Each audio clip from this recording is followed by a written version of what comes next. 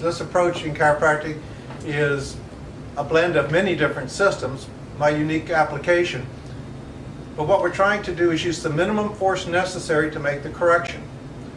Some patients respond best to very low force adjustments. 2 to 4 ounces of sustained pressure in many cases is all that's necessary.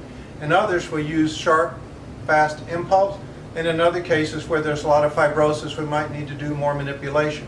The nervous system requires very little stimulation to make a change. All we're trying to do is to create a space for change. So with Devin, I would begin by having him turn around, please. And he's complaining of a little mid to lower back pain.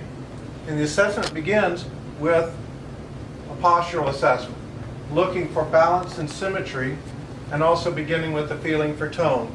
And as we begin this assessment, there's a window that shows up right here at T12L1. Well, what is that? This is a space where if we were to break it down to temperature assessment or muscle tone, we'd find that there'd be increased temperature on one side, decreased temperature on another. We'd find that the shunt muscles were in spasm and the system is not moving appropriately. It would be more tender to deep palpation. When I locate it, I know that that's what's present. So the trick then is to figure out how is his body going to respond best for a correction. So we're going to look at how it moves, and just because he's a young, strong man, we can't assume lots of force is going to be necessary. It may be in some cases, or it may not be. So having determined this, have Devin take a deep breath in and a deep breath out. And the stress changed here on exhalation, which is an indicator that some of this stress is connected to his upper cervical spine. The brain stem is located up in this area, and the brain stem is the part of the brain responsible for the coordination of all movement and posture. It runs all of the systems below. So we want to make sure if there's any tension in this area, it's released so that we can make the correction in the way that the body prefers it to be corrected. So we begin palpating, and we find that same resistance here in the upper cervical spine. So the atlas will be adjusted, and I'll use an activator instrument for convenience and apply the thrust on the lateral atlas. Then we come back and have Devin take a deep breath in and a deep breath out. And again, it releases from the neck, so we've got to go up to the C2. Notice that these are very light impulses. If his body requires more, it will show me. Now take another breath in and another breath out. And now the stress is not changed by respiration. That part is resolved. All that remains to work on is in the lower area of his body. So I'm going to bypass this and ask Devin to come right over to the table. We're going to lay him face down. Put both feet on the black plate. Now place your face and hold on to the sides. And I'll lower the table. Just relax. And when you're all the way down, place your hands wherever they're comfortable.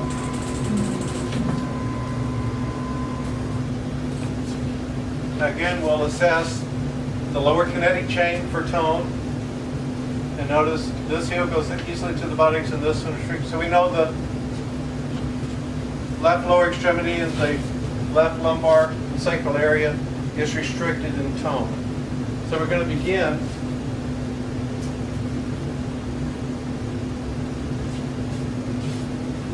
assessing and releasing this. As I check all up and down here, I find there's tension here in the hips. Now in his case, because he's very athletic, we're going to use an instrument that breaks up myofascial adhesions. It's a little bit loud, which wasn't planned for us.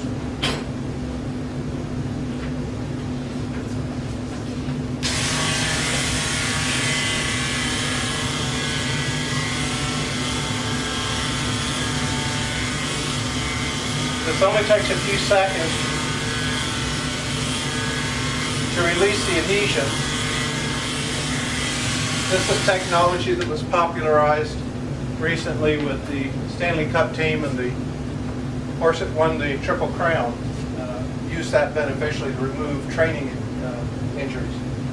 So remove the tension here, checking up, and there's some here which will also release. Again, this is very light, very comfortable for the patient.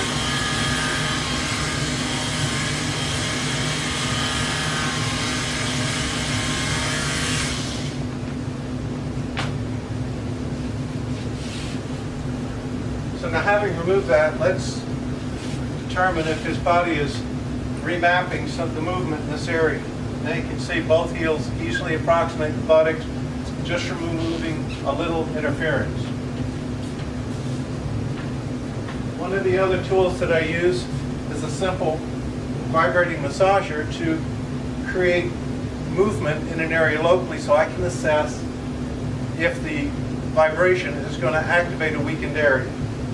So I simply pass it along the spine in the affected area.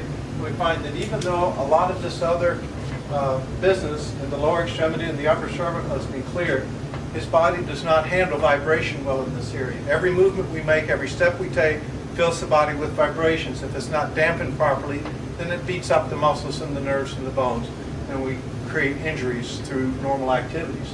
So we're going to remove that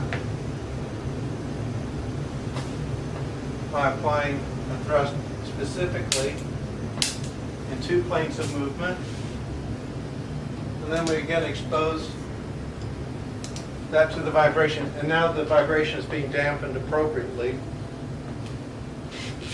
And we've already released this tension. So the only thing that I would like to do now, and I do this with each of my patients, I make sure that after the adjustment's done, you can walk and maintain the correction.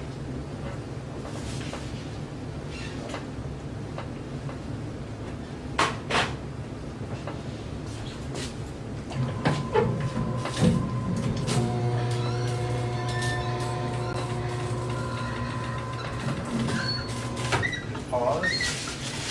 All right. Come back to the here and turn and face away from me.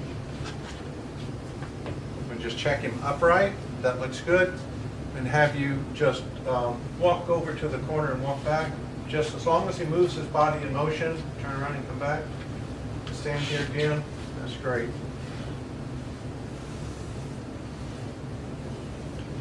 And that's an adjustment. He's much better organized.